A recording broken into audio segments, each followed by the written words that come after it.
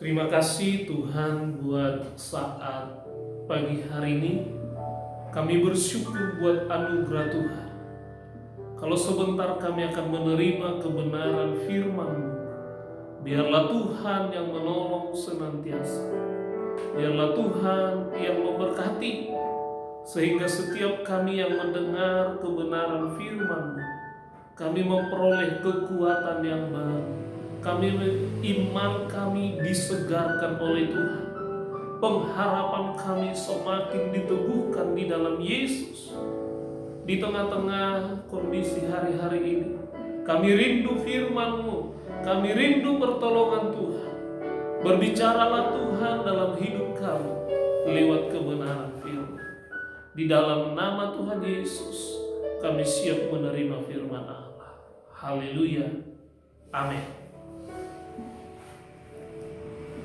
Shalom. Selamat pagi Bapak Ibu Saudara yang dikasihi oleh Tuhan. Salam sejahtera dalam kasih Kristus untuk kita pagi hari ini. Bapak Ibu Saudara yang saya kasihi di dalam nama Tuhan Yesus Kristus, sekalipun di tengah-tengah keadaan hari-hari ini, kita tetap yakin dan percaya akan pemeliharaan dan pertolongan Tuhan. Mari kita siapkan hati kita untuk menerima firman Tuhan yang memberi kita kekuatan dan memberi kita pengharapan yang baru. Firman itulah yang memberi kita pertolongan. Firman itulah yang memampukan hidup kita. Tak kala kita menghadapi kesulitan, tak kala kita menghadapi persoalan, sikap apa yang harus kita kerjakan, apa yang harus kita perbuat. Firman Tuhan menjadi jawaban pagi hari ini. Saya ambil di dalam Yakobus pasalnya yang kelima, ayat 7 sampai ayat yang ke-11. Yakobus pasal 5 ayat yang ke-7 sampai ayat yang ke-11. Demikian firman Tuhan. Karena itu saudara-saudara, bersabarlah sampai kepada kedatangan Tuhan. Sesungguhnya petani menantikan hasil yang berharga dari tanahnya, dan ia sabar sampai telah turun hujan musim gugur dan hujan musim semi. Kamu juga harus bersabar dan harus meneguhkan hatimu, karena kedatangan Tuhan sudah dekat. Saudara-saudara, janganlah kamu bersungut-sungut dan saling mempersalahkan, supaya kamu jangan dihukum. Sesungguhnya hakim telah berdiri di ambang pintu. Saudara-saudara, turutilah teladan penderitaan dan kesabaran para nabi yang berbicara demi nama Tuhan. Sesungguhnya kami menyebut mereka berbahagia, yaitu mereka yang telah bertekun. Kamu telah mendengar tentang ketekunan Ayub, dan kamu telah tahu apa yang pada akhirnya disediakan Tuhan baginya. Karena Tuhan Maha Penyayang dan penuh belas kasihan. Penulis surat Yakobus menuliskan suratan ini kepada ke-12 suku yang ada di perantauan. Kondisi mereka waktu itu tidaklah begitu baik. Itulah sebabnya tulisan Yakobus ini memberikan kepada mereka peneguhan, supaya di tengah-tengah perantauan mereka tetap bertekun dan berharap. Saya berikan judul ke firman Tuhan pagi hari ini adalah terus bertahan. Terus bertahan. Kondisi yang dialami oleh ke-12 suku yang ada di perantauan itu memberikan mereka kekuatan. Bagaimana kita terus bertahan? Bagaimana terus kita dapat bertahan di dalam kehidupan ini, di dalam mengiring Tuhan, di dalam pekerjaan, di dalam persoalan hidup yang Bapak Ibu kita alami sebagai anak Tuhan. Satu hal yang harus kita miliki, terus bertahan. Kenapa kita terus bertahan? Ada orang berkata, bagaimana aku bertahan sementara kondisiku tidak begitu baik, sementara penyakit yang saya hadapi begitu ganas, sementara keadaan ekonomi yang begitu sulit. Bagaimana aku dapat terus bertahan? Yang pertama, bagaimana sikap kita untuk kita bisa terus bertahan? Ada 3 hal. Yang pertama, di ayat yang ke-7 firman Allah berkata begini, karena itu saudara-saudara, bersabarlah sampai kepada kedatangan Tuhan. Sesungguhnya petani menantikan hasil yang berharga dari tanahnya. Ia sabar sampai telah turun hujan musim gugur dan hujan musim semi.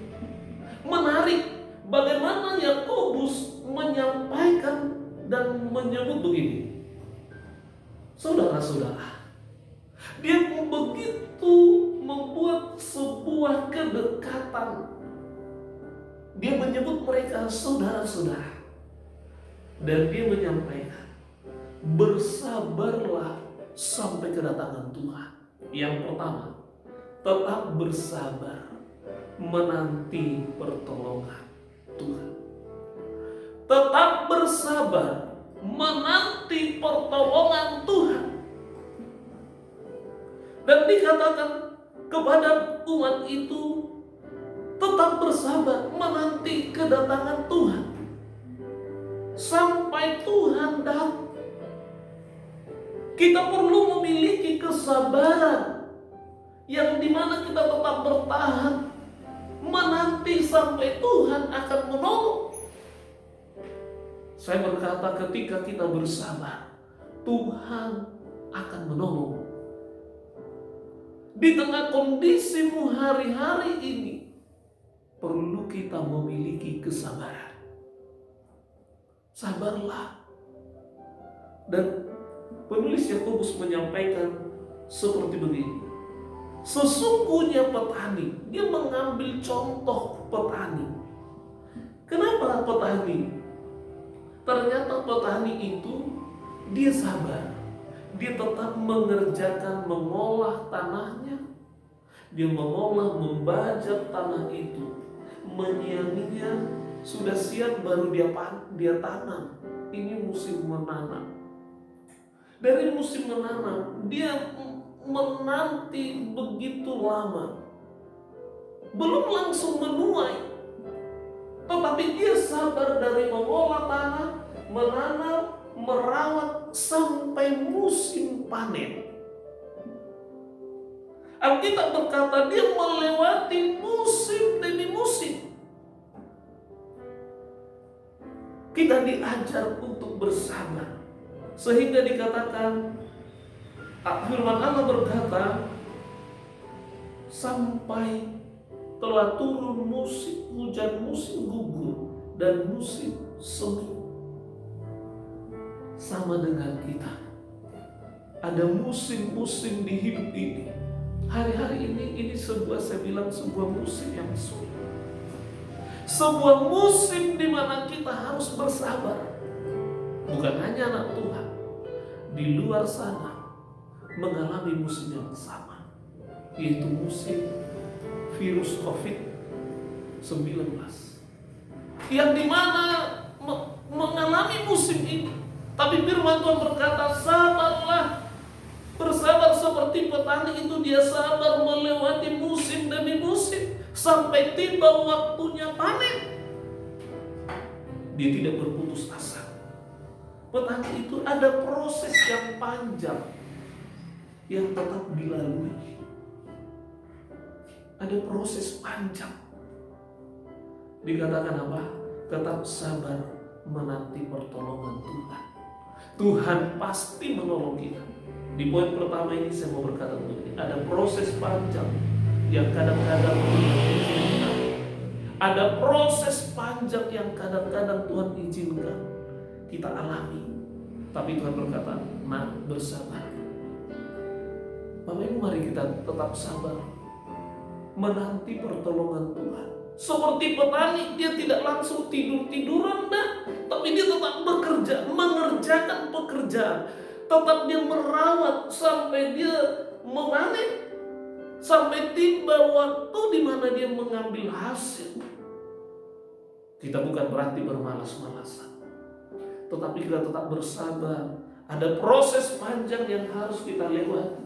Sekalipun mungkin engkau sedang ada di musim apa hari ini, engkau berkata musim sedang sepi, musim sedang kekurangan, musim sedang kesulitan. Saya mau sampaikan, sebagai hamba Tuhan saya mau berkata, bersabarlah sampai Tuhan menolong. Yang kedua, Bapak Ibu, ayat ini berkata begini, ayat 9. Bagaimana kita tetap terus bertahan? Apa yang kita lakukan untuk dapat bertahan? Yang kedua, ayat yang ke-9, saudara-saudara, janganlah kamu bersungut-sungut dan saling menyalahkan. Yang dapat kita lakukan untuk terus bertahan, firman Allah berkata, jangan bersungut-sungut dan jangan saling menyalahkan. Tidak boleh. Yang kedua, di dalam masa penantian, di dalam masa kita bertahan ini, yang kedua, pergunakan waktu dan kesempatan sebaik mungkin. Pergunakan waktu dan kesempatan sebaik mungkin. Kenapa? Karena firman Allah berkata, jangan bersungut-sungut, jangan isi hati kita, jangan isi hidup kita dengan persungutan. Dalam masa penantian, yang perlu kita lakukan bersabar, bukan bersungut-sungut. Saya mau menyampaikan begini, sungut-sungut dan menyalahkan ini sikap yang cenderung menghancurkan. Persungutan dan mempersalahkan itu sikap yang cenderung menghancurkan. Ketika kita bersungut-sungut, kita menjadi lemah. Ketika kita menyalahkan satu dengan yang lain, kadang-kadang kondisi yang kita alami memang sulit. Kondisi yang kita alami memang adalah kondisi yang kita alami itu kondisi yang kita alami itu berat. Kadang itu kalau kita bersungut-sungut, maka kita menjadi berat hidup itu, menjadi beban berat.